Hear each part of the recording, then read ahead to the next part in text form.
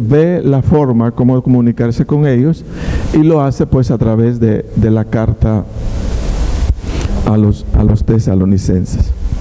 Eso, ahí hemos estado, hemos tratado de ir mencionando cada aspecto que de hecho son importantes, ¿verdad? ¿Qué le diría usted como papá a su hijo pequeño? Pues de hecho es lo más importante. Entendemos todo lo que Pablo escribió a la iglesia de Tesalónica fue bien importante, porque sabía que eran sus bebés espirituales y que tenía que instruirlos.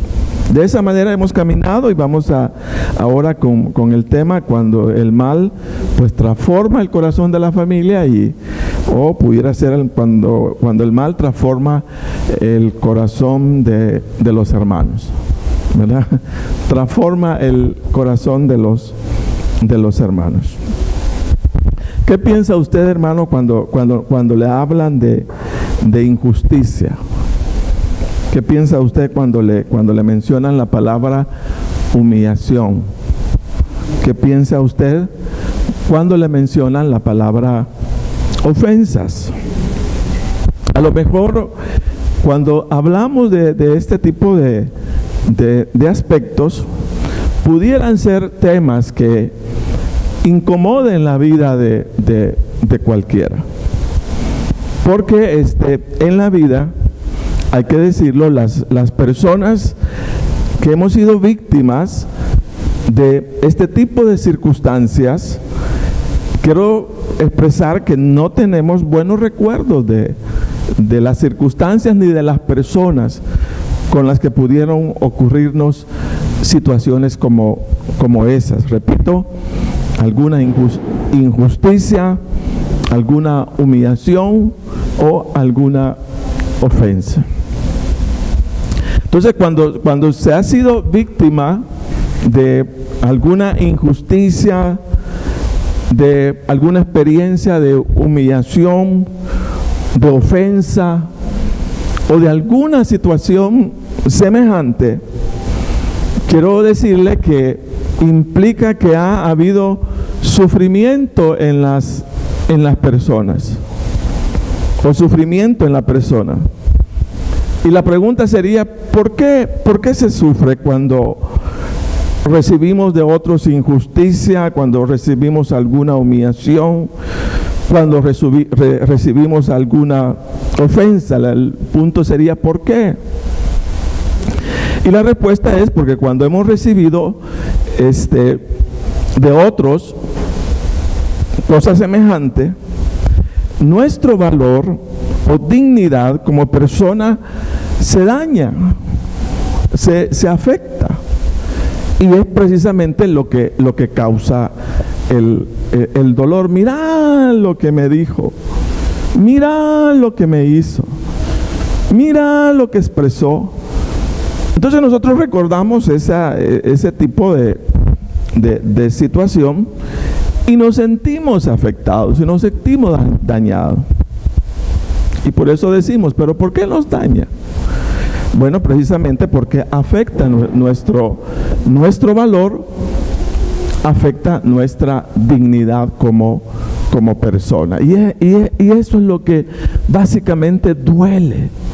No sé por qué duele, pues, ¿verdad? Pero adentro, pero duele bien adentro.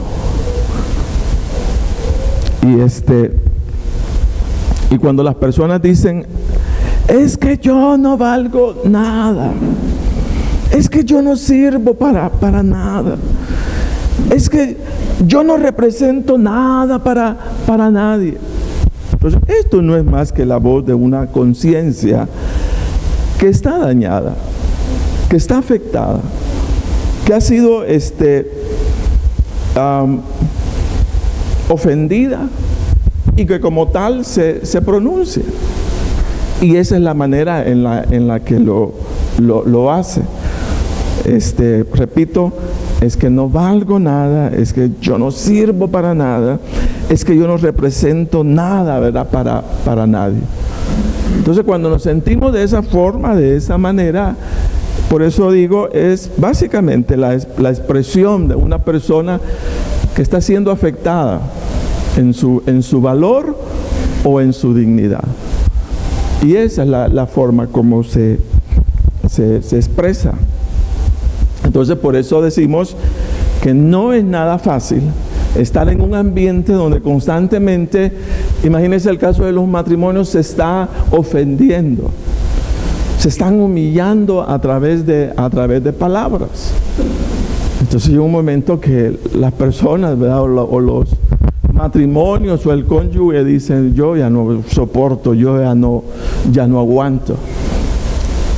Es precisamente repito, la parte que se afecta, nuestro valor o nuestra dignidad personal, y esa es la que se expresa. Ahora, cualquiera sea, óigase bien, la manera en que hayamos sido afectados por otros, lo que el apóstol Pablo recomendó a los tesalonicenses, fíjese, en relación a este tipo de situación, fue lo siguiente. Yo quisiera que vayamos a 1 Tesalonicenses 5:15. Y oiga lo que expresa el apóstol Pablo. Y dice: mirad que ninguno pague a otro mal por mal. Antes dice: seguid lo bueno unos para con otros y para con todos. Eso es lo que dice la palabra, que aun cuando lo que hemos recibido nos haya afectado o nos haya dañado, dice que lo que tenemos que devolver no es cosa semejante, sino que tenemos que devolver algo totalmente distinto, totalmente diferente. Al grado que Pablo dice: mirad, dice que ninguno pague a otro mal por mal. Y déjeme decirle que esta es una gran medicina en lo que respecta a las relaciones. Más sin embargo, hay todo un dilema, todo un problema, porque no es fácil estar recibiendo ofensas y uno estar entregando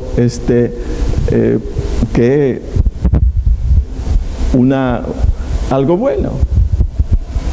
Eso es básicamente el problema, la dificultad.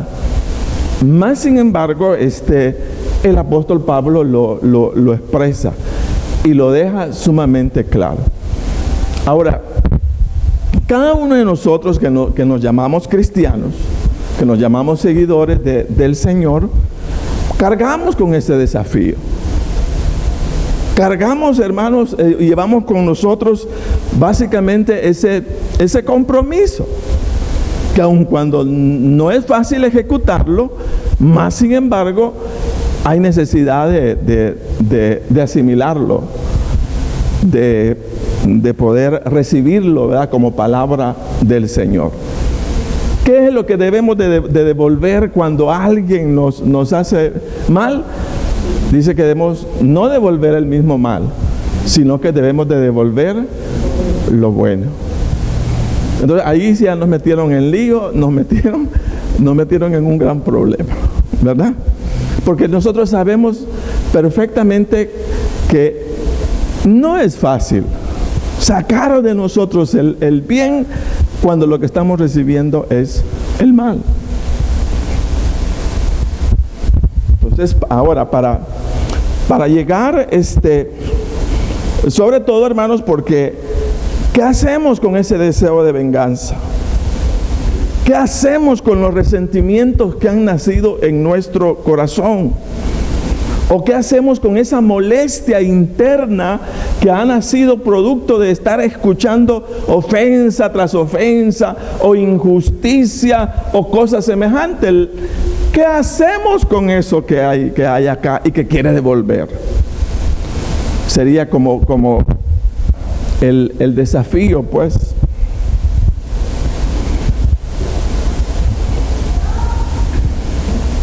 ¿cómo haríamos? ¿O qué haríamos?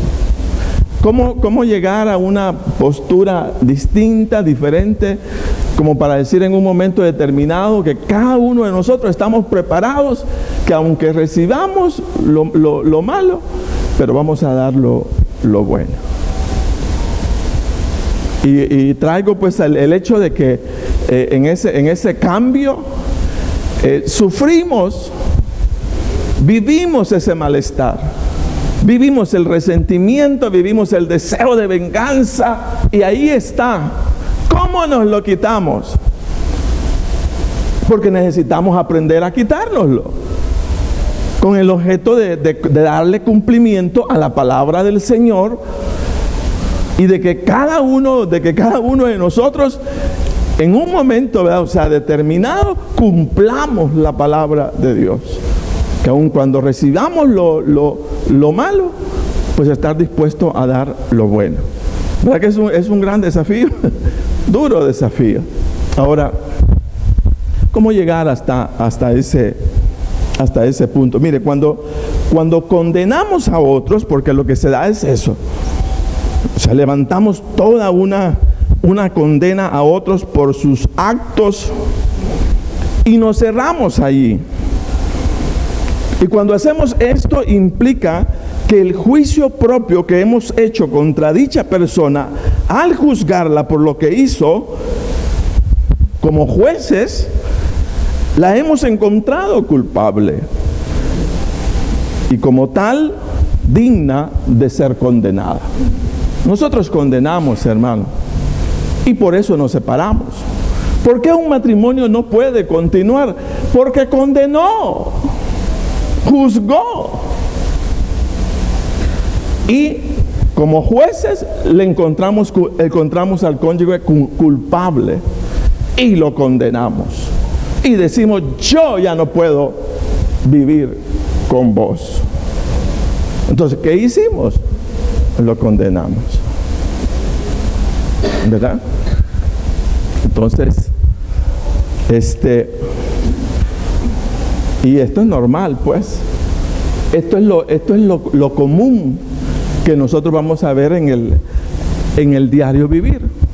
Personas, ¿verdad?, que tienen diferencias, se expresan dichas diferencias, llegan al punto, o sea, de ya no soportarse.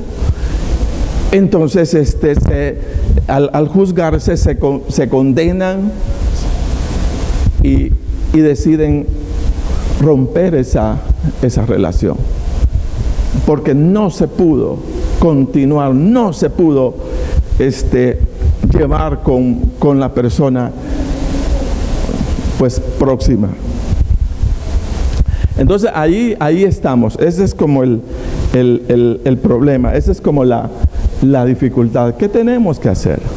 ¿O qué debemos hacer? Mire, según la justicia divina, el amor del Señor, déjeme decirle, fue derramado no porque fuéramos libres de culpa o inocentes, sino dice que éramos culpables. Y aún siendo culpables, dice que el amor, Dios tomó la iniciativa de amarnos y derramó su amor, aun cuando nuestra etiqueta era de culpables y condenados. Y la expresión de la palabra es la siguiente, dice: más bien, Romanos 5:8, dice: mas Dios muestra su amor para con nosotros, en que siendo aún pecadores, Cristo, dice que murió por nosotros. Por nosotros. Entonces éramos culpables, pero aún siendo culpables, dice que repito, el Señor tomó la iniciativa de amarnos y envió a su Hijo Jesucristo. No porque no fuéramos culpables, éramos culpables y estábamos condenados. Mas sin embargo, Dios nos amó en Cristo Jesús. Y como muestra de ese amor, mire cuántos alrededor del mundo amando y siguiendo al Señor. ¿Por qué? Porque en Cristo lo que Dios hizo es pasar por alto el juicio, pasar por alto la condena y mostrar su amor hacia cada uno de nosotros. Esa es una expresión de amor, pero maravillosa, que nosotros tenemos en Cristo Jesús. Ahora, cuando el Señor Jesucristo, hermanos, era víctima de todo el mal que los hombres le hicieron al crucificarlo, a mí me llama siempre la atención estas palabras que vamos a leer. Vamos a Lucas 23, 34, porque ahí vamos a encontrar nosotros una forma, una manera como ir rompiendo, fíjese, ese deseo de venganza, ese deseo de devolver el mal, e irnos ubicando en una posición distinta, en una posición diferente, de manera que esa actitud pues pueda ser parte de nuestra vida en un momento determinado. Y lo que expresó el Señor Jesucristo, óigase bien, Él había recibido, hermano, toda una cantidad de maltrato. Incluso hasta llegaron, dice, a crucificarlo. Pero estando en la cruz, dice la palabra del Señor, ahí en Lucas 23, 34, y Jesús decía: Padre, perdónalos porque no saben lo que hacen. Y repartieron entre sí sus vestidos, echando suertes. Entonces lo que el Señor hizo fue que aun cuando recibió, ¿verdad?, toda clase de males, Él no devolvió con maldad, sino que Él devolvió con bondad. Ahora, lo que yo noto en estos versículos es lo siguiente. Lo que se nota es que el Señor, óigase bien, no juzgó las acciones de ellos, sino que lo que hizo fue juzgar el estado espiritual de aquellos que lo condenaron y crucificaron. Fíjese que no vio sus acciones, sino que trató de ver su estado espiritual. Entonces Él dijo, según sus acciones, toda esta gente merecía condenación, pero según el estado espiritual, merecían la comprensión. Amén. No sé si se entiende. Repito, el Señor no dijo: mire todo lo que me hicieron. ¿Verdad? Vea cómo me tienen de lastimado, de herido. Él no vio eso, sino que Él dice que vio el estado espiritual de ellos. Mire, dice: Padre, perdónalos porque no saben lo que hacen. El estado espiritual de ellos no les da para entender que sus acciones no fueron las más correctas. Entonces no se fue a las acciones, sino que trató de juzgar su estado espiritual. Por eso decimos que según sus acciones merecían la condenación, pero según el estado espiritual merecían la comprensión. Amén. Una de las palabras que es bueno comenzar a meditarla, fíjese bien, es comprensión. Comprensión, porque la comprensión va a ser necesaria en el matrimonio, va a ser necesaria, fíjese, ahí en la célula, va a ser necesaria a lo mejor en el trabajo. Esa palabra es sumamente importante. ¿Por qué? Porque la palabra comprensión sustituye a la palabra condenación. Y nosotros estamos llenos de condenación, pero no de comprensión. De la célula, más que condenación, lo que necesita es... Entonces yo voy a necesitar, repito, captar esa palabra decir, por eso, ¿verdad? digo, mi cónyuge, mi es una palabra que yo casi no la escucho, pero que es necesaria. Y cuando la veo de esa forma, digo altamente necesaria. ¿Por qué? Porque en el ámbito cristiano, la comprensión sustituye a la condenación. Quiero decirle que un matrimonio puede librar su divorcio si simplemente de la condenación pasa a la comprensión.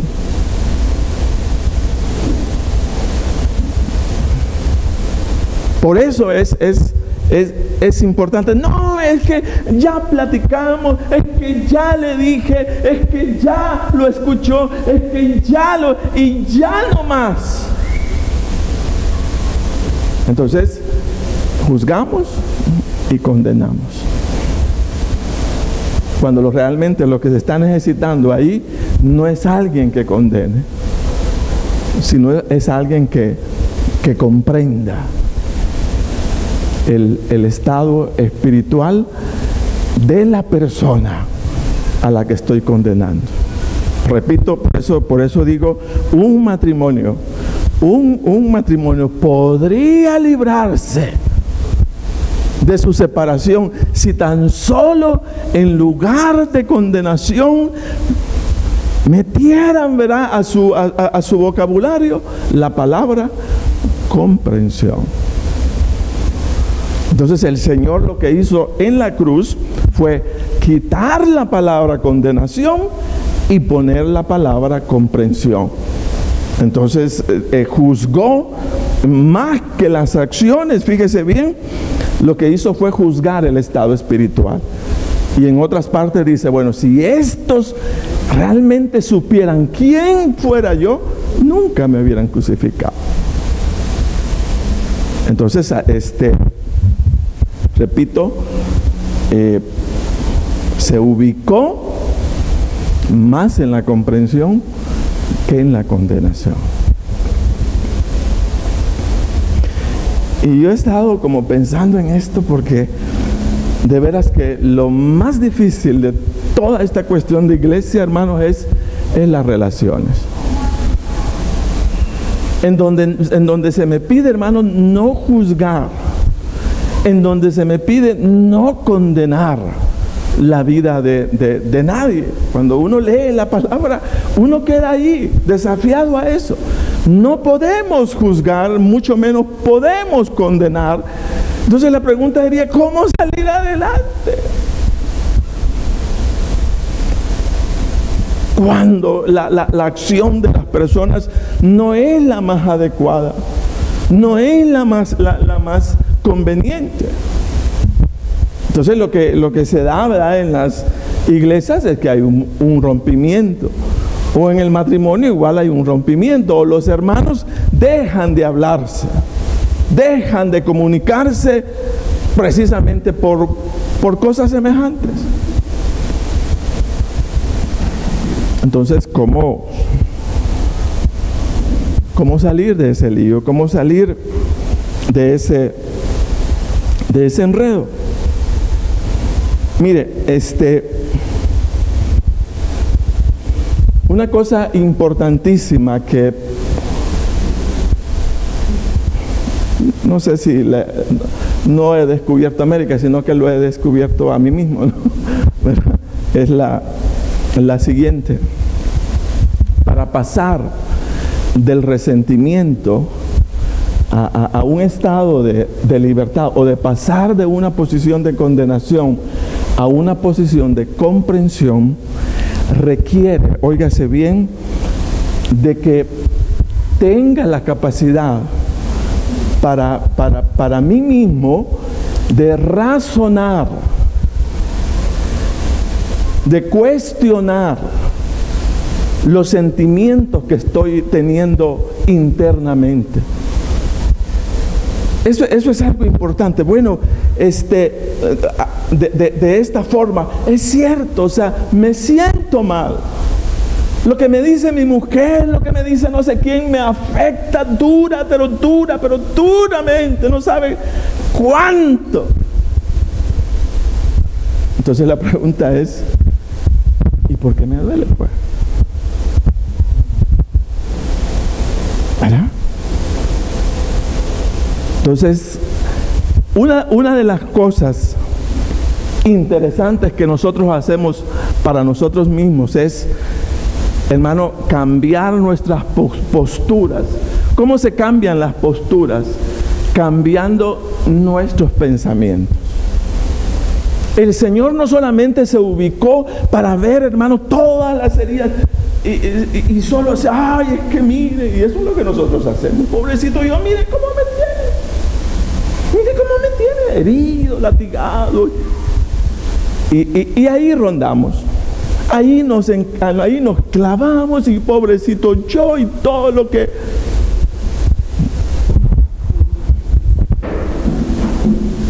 Entonces insisto en que una de las cosas maravillosas, fíjese, que nosotros hacemos con nosotros mismos es cambiar nuestra postura.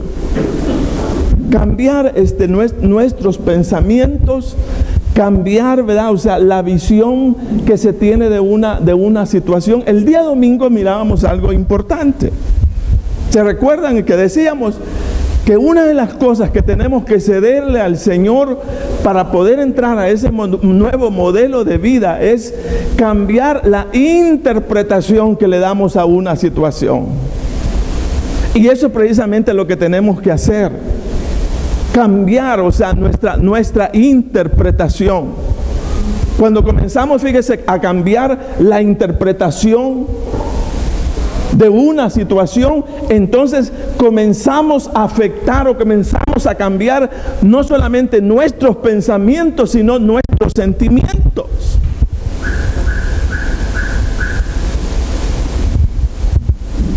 Imagínese, usted se ha peleado, hermano, con su cónyuge y se ha dicho sarta de cosas, porque así sucede. Y yo me pongo a pensar, ahora, cambie esas situaciones o esas palabras, comience a recordarse el día que estaba en el altar. No cuando se estaban transando esas ofensas, sino cuando se estaba diciendo en las buenas y en las malas, en la enfermedad y en la salud, en la abundancia y en la riqueza. Y nosotros y añadimos hasta que la muerte nos separe. Y bien contentos levantamos, ¿verdad? O sea, la mano, y todo el mundo bien alegre, y ahí sopa de todo, ¿verdad? Pero imagínense, hermano, luego estarse diciendo lo peor. ¿Cómo es eso? ¿Cómo es eso? O sea, que sacamos lo mejor y luego estamos sacando lo peor. Entonces yo digo, algo hay que renovar, algo hay que cambiar, o sea, al respecto, como para captar, como para entender. Fíjese que las situaciones no son como nosotros las vemos. O sea, nuestro cónyuge, nuestra esposa, o sea, en el caso, por ejemplo, de los hombres, sabemos que tenemos que cubrirlas. Nosotros estamos puestos para ello. Usted está puesto para cubrir a su esposa, de alguna manera infundirle seguridad. Pero hay veces, o sea, es el hombre el que busca la seguridad en la mujer. No es así. No es así. Entonces hay roles que no los estamos haciendo tal como debería de ser. Y cuando la mujer se siente insegura y que ella es la que toma la rienda de la casa, entonces de alguna manera se levanta en autoridad sobre el hombre y comienza a decirle todo lo que quiera. Ahora ahí es donde decimos que lo que se necesita que mate condenación es comprensión. Porque al final el problema, o sea, no es de ella, el problema es mío como hombre, que yo no he asumido mi rol, mi papel que me corresponde o me pertenece. No sé si me doy a entender. Entonces ahí es donde viene. Pero si yo solo la ubico, ay, pero qué mujer, ¿verdad? Con la que me casé, ¿verdad? Miren la trompa que hace, porque eso es lo que nosotros decimos. Mire, ¿verdad? O sea, al final, fíjese bien, no está diciendo, ella no está viendo eso. Ella lo que está diciendo la mujer es, ¿habrá algún hombre en esta casa que quiera asumir el rol que le corresponde? ¿Alguien me ayuda cuando no me corresponde a mí el papel de la carga económica, emocional de la casa? ¿Alguien me ayuda? Y el hombre dice, no, me casé con la mujer que no era. Vea, o sea, cuando solamente vemos la dificultad, pero no vemos toda la condición, entonces condenamos. Pero cuando comenzamos, hermanos, a entender todo el papel, en lugar de condenar, comprendemos. Entonces tu esposa, tu cónyuge, hermano, no es el hombre o la mujer condenada por la sociedad y por todo el mundo. No es eso. Y todavía nosotros llegamos más. No es eso. Es que lo que pasa es que no queremos cambiar la mentalidad. Queremos seguir viendo las cosas de una forma o solo de una manera. Por eso digo, mire, hay un milagro en la vida de aquel que anhela cambiar su interpretación y no solamente verse como una víctima de las circunstancias, sino entender lo que dice la palabra. Porque mire, el desafío que todos tenemos acá en este lugar con respecto a nuestras casas es funcionar tal como la palabra de Dios lo establece. Y ya lo hemos dicho, es el triángulo de la bendición. ¿Cuál es el triángulo de la bendición? El hombre ame a su esposa, la esposa respete a su marido, los hijos obedezcan. Entonces ahí está el triángulo. ¿Cuál es el triángulo? Hombre, ama a tu esposa. Mujer, respeta a tu marido. Hijos, obedezcan. Si se cumple ese triángulo, quiero decirle que ahí hay bendición. Pero no hemos meditado, no hemos pensado en ese triángulo. O sea, más bien hacemos, hermanos, hogares así como va el día. Pero no hablamos de un orden. No hablamos de la forma como el Señor a través de su palabra nos ha instruido para que podamos edificar casas donde la bendición de Dios esté. Pero somos responsables. Y somos responsables porque voluntariamente elegimos. Y ya lo he expresado. Yo no puedo seguirme comunicando de esta forma. Yo no puedo estar haciendo tal cosa. No estoy irradiando el amor correspondiente. Yo tengo que cubrir esto, yo tengo que cubrir lo otro. Entonces se van tomando decisiones.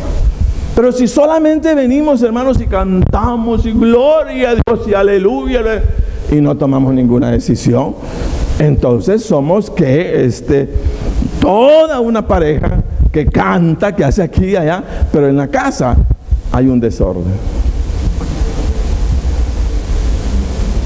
¿Verdad?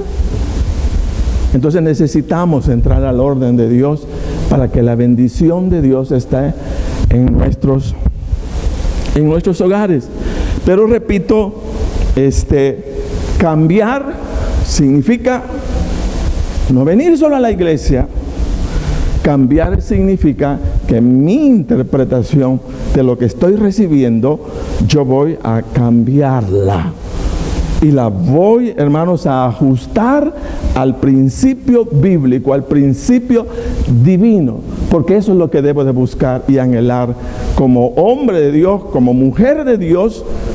Hay algo que hacer. Pero algunos dicen, no, ya no se puede hacer nada. Sí se puede hacer mucho. Sí se puede remediar tu relación en la casa. Cuando todos asumen la responsabilidad de entrar, fíjese bien, al orden divino, las cosas comienzan a arreglarse. El lío es cuando nadie, ¿verdad? Todo el mundo quiere hablar, todo el mundo quiere opinar, todo el mundo quiere decir, pero nadie quiere ajustarse al orden que el Señor ha establecido. Ahí sí hay un problema. Ahí sí hay una gran dificultad. Entonces, una de las cosas que hacemos es esa, cambiar nuestro enfoque, cambiar nuestra perspectiva, cambiar nuestra visión, cambiar nuestra interpretación. Fíjese que yo recuerdo de una hermana que ella era una madre soltera, vivía con su hijo, pero su carácter era así mero explosiva, mero fuerte. Y de hecho nosotros la juzgábamos por eso. Ay, no, ¿verdad? Esa muchachita así que no se puede ni hablar por ella. Es que todo es un pleito, todo es una dificultad. Fíjese, estábamos juzgando sus acciones. Ahí estábamos nosotros cuando recuerdo viendo el hermano Trejo. Y el hermano Trejo comenzó a platicar con ella precisamente por eso. Porque era agresiva, una mujer agresiva. Y hermano, si si no hubiéramos platicado, a mí me hubiera quedado la imagen de una mujer agresiva. Cuando comenzamos a platicar con ella, el hermano Trejo le dijo, ¿y por qué sos agresiva? ¿Por qué es así? Y ella le dijo, pero mire, soy una mujer sola. Comenzó a sacar. Soy una mujer sola, no tengo quien me defienda. La única manera, dice, de defenderme es siendo como un escudo agresiva. Porque yo no voy a permitir que nadie, venga contra mí. Yo tengo que levantarme antes de que... Entonces, mire cómo cambia. Cuando estábamos juzgando sus acciones, la estábamos condenando. Mire, ese día que yo le escuché, de plano, uno le dice, Señor, perdóname. Perdóname, yo la veía en sus acciones, pero yo desconocía su condición espiritual. Esta mujer tiene miedo de que alguien abuse de ella. Decía, es que mire, yo solo soy yo y mi mamá, y yo las cubro, yo trabajo por ellas. Yo tengo que defenderlas a ellas, no tengo más. Eso era. Por eso se comportaba así. Entonces no sé si se puede captar en que una cosa es lo que hacen, pero lo que está de fondo es otra cosa distinta, es otra cosa bien diferente. Esta mujer de alguna manera anhelaba, deseaba encontrar a un hombre que la cubriera para ella bajar la guardia. Pero repito, si yo no hubiera conocido esa situación de ella, siempre la hubiera juzgado como una mujer agresiva. ¡Qué bárbara! Que no sé qué. Cuando escuché, de veras que fue otra cosa diferente. Y yo entendí, dije, esta mujer necesita a alguien que la ayude, ¿verdad? Que ore por ella. Y bueno, pero las cosas cambian cuando comenzamos a meditarlas, cuando comenzamos a darle una interpretación diferente, cuando le quitamos la palabra condenación y le ponemos la palabra, ¿qué? Comprensión.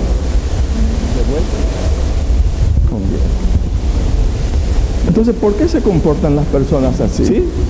¿Por qué son agresivas? ¿Por qué no se ofenden? A entenderse. ¿Por qué, hermanos, cometen injusticia? Eso es básicamente el desafío, ¿verdad? Esta noche. ¿Vamos a recibir mal? Sí, vamos a recibir mal. ¿Nos van a tratar injustamente? Sí, nos van a tratar injustamente. Pero ¿cómo salimos de esa situación? Cambiando la interpretación que tenemos de la situación. Buscándole un argumento en la palabra del Señor, de manera que en la medida que voy cambiando mi enfoque mental, entonces también, hermano, mi deseo de venganza va desapareciendo. Y solo de esa manera nosotros podemos tratar bien a una persona que nos ha hecho mal.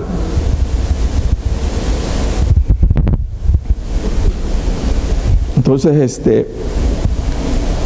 eso es el llamado. Dice el apóstol Pablo: mirad que ninguno pague a otro mal por mal. Antes dice, seguid lo bueno para con otros y para con todos. Entonces, eso es lo que dice la palabra. Entonces, en la casa, ¿verdad? Ya de manera así rápida, ¿qué debemos hacer en el hogar? Mire, hermano, hay que enseñar a los hijos que el daño emocional de las malas enseñar a los hijos que la naturaleza pecaminosa de las personas pueden causarles malas experiencias. Yo creo que hay que sentarlo y decirle: mira, hijo, te vas a dar cuenta, ¿verdad?, ya en la vida, que hay personas de las cuales no vas a recibir bien, sino que te van a afectar y te van a dañar. Y eso es la expresión normal, es la naturaleza pecadora, pecaminosa, e incluso de personas cercanas, las cuales creemos nos aman. Vamos a recibir males, podemos recibir males. Yo digo que hay que anticiparles, porque mire, es una guacalada de agua helada, pero fuerte, la que cae sobre alguien que cree que nunca va a ser afectado, nunca va a ser ofendido, nunca va a recibir injusticia, nunca. Y no es así. La vida no es así. Yo quisiera decir todo lo contrario. Pues no es así. Nosotros podemos actuar bien y siempre habrá alguien actuando mal en contra de nosotros. Siempre. Aunque no lo pensemos, aunque no lo imaginemos. Entonces, preparar, ¿verdad?, el ambiente, decir: mire, las personas dañan. Yo te puedo dañar. Yo te puedo afectar. Entonces, eso sería como lo importante. Número 2, ¿verdad? Número 2, enseñar, mire, a los hijos que el daño emocional de las malas experiencias es superable, hermano, en el Señor. Yo sí le puedo decir que aquello que uno siente aquí de malestar, de dolor, de venganza, de resentimiento, y lo digo: pero ¿y cómo me saco esto de mi corazón? El Señor tiene el poder de sacarlo del corazón, así como usted lo oye. Totalmente, sacarlo de su corazón. Y no verlo así como comúnmente lo veía. Yo no sé cómo el Señor hace, ¿verdad? Cómo Él es tan lindo y es poderoso. Y Él lo que busca es el amor y todo. Y Él de hecho lo hizo, ¿verdad? Él no permitió que la maldad se incrustara en su corazón como para devolver lo mismo que le habían hecho. No. Entonces algo hace y pone en nosotros una postura de sanidad y libertad que nosotros no podemos imaginar. El Señor sana las heridas. El Señor sana el resentimiento. El Señor sana el deseo de venganza. Él lo quita, hermanos, del corazón. Hay que decir eso, que sí se puede. No tenemos por qué vivir con toda esa carga de que algo de que nos ofendieron. No tenemos por qué vivir eso. Imagínense usted andarlo llevando, hermanos, hacia el cónyuge, o andarlo llevando hacia los hijos. Pero qué cosa. Mira que hay que trabajar. El Señor lo puede quitar. O sea, en otras palabras, tu cónyuge no es tu peor enemigo. Nunca puede llegar a ser tu peor enemigo. ¡No! Amén. Qué duro, ¿verdad? Que con quien nos dijimos sí hasta que la muerte, y luego mi peor enemigo. No puede ser. No puede ser. Entonces, por eso decimos que aquello que andamos llevando internamente, que duele, que se llama resentimiento, que se llama ofensa, el Señor lo puede sanar y los puede limpiar el corazón. Amén. Para continuar con el cónyuge, para continuar. Recuérdense, hermanos, que en el caso del matrimonio hay un compromiso. ¿Y cuál fue tu compromiso? Hasta que la muerte nos separe. Mire, yo no sé si les causó dolor, ¿verdad?, escuchar la noticia de la periodista. O sea, el marido se la voló, ¿verdad? Y hoy sale otro fulano acá en Ciudad Real. Otra fulana, Catherine Cárcamo. O sea, asfixiada con la almohada por su cónyuge. Y el fulano salió bien. No puede ser. ¿Verdad que no? Eso no puede pasar. Entonces, en el Señor nosotros podemos venir y decirle: Señor, mira mi resentimiento, mira, Señor, mi deseo de venganza, mira mi enojo, mira mi molestia. Señor, haz algo en mi corazón, haz algo, sácame de aquí, por favor. Amén.